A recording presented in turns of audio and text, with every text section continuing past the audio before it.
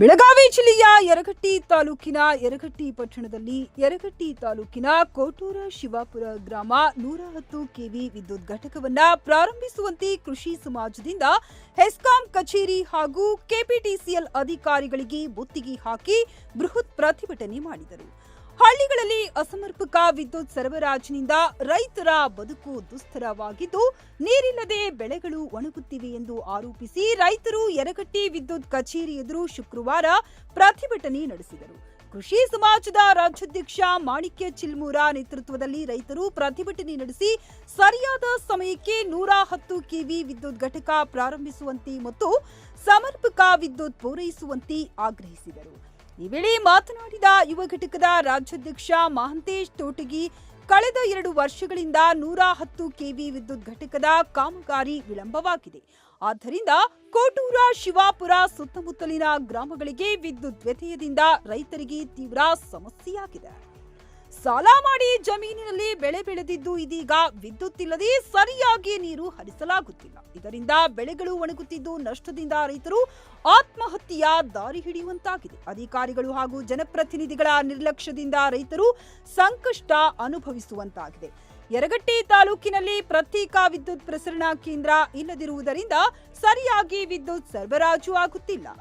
ರೈತರ ಸಮಸ್ಯೆಗಳಿಗೆ ಅಧಿಕಾರಿಗಳು ಸ್ಪಂದಿಸಬೇಕು, ಸರಿಯಾಗಿ ವಿದ್ಯುತ್ ಪೂರೈಸಬೇಕು. ಇಲ್ಲದಿದ್ದರೆ ಮುಂದಿನ ದಿನಗಳಲ್ಲಿ ಉಗ್ರ ಹೋರಾಟ ನಡೆಸಲಾಗುವುದೆಂದು ಎಚ್ಚರಿಸಿದರು.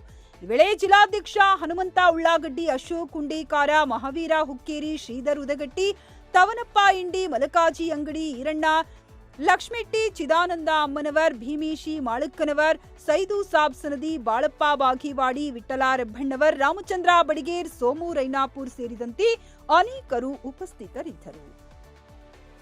ಕೋಟೂರ ಶಿವಾಪುರ ಗ್ರಾಮದ 110 ಕೆವಿ ವಿದ್ಯುತ್ ಘಟಕವನ್ನ ಚಾಲ್ತಿ ಮಾಡುವಂತೆ ಸವದತ್ತಿ ಬೈಲಹೊಂಗಲ ಕಾರ್ಯನಿರ್ವಾಹಕ ಅಧಿಕಾರಿಗಳಿಗೆ ಮತ್ತು ಬೆಳಗಾವಿ ಕೆಪಿಟಿಸಿಎಲ್ ಅಧಿಕಾರಿಗಳಿಗೆ ಹಲವಾರು ಬಾರಿ ಮನವಿ ಸಲ್ಲಿಸಿದರೂ ಯಾವುದೇ ಪ್ರಯೋಜನವಾಗಿಲ್ಲ. ಆದ್ದರಿಂದ ಕೆಪಿಟಿಸಿಎಲ್ ಅಧಿಕಾರಿಗಳಿಗೆ 3 ತಿಂಗಳುಗಳ ಒಳಗಾಗಿ ಕಾಮಗಾರಿ ಪೂರ್ಣಗೊಳಿಸಿ 110 ಕೆವಿ ವಿದ್ಯುತ್ ಘಟಕವನ್ನ ಪ್ರಾರಂಭಿಸುವಂತೆ ಗಡುವು ನೀಡುತ್ತಿದ್ದೇವೆ. ಇಲ್ಲವಾದರೆ ಕೆಪಿಟಿಸಿಎಲ್ ಕಚೇರಿಗೆ ಬೀಗ ಜಡಿದು ಪ್ರತಿಭಟನೆ ಮಾಡಲಾಗುವುದು. ಮಹಂತೇಶ್ ತೊಟಗಿ, ರಾಜ್ಯ ಯುವ ಘಟಕದ ಅಧ್ಯಕ್ಷರು.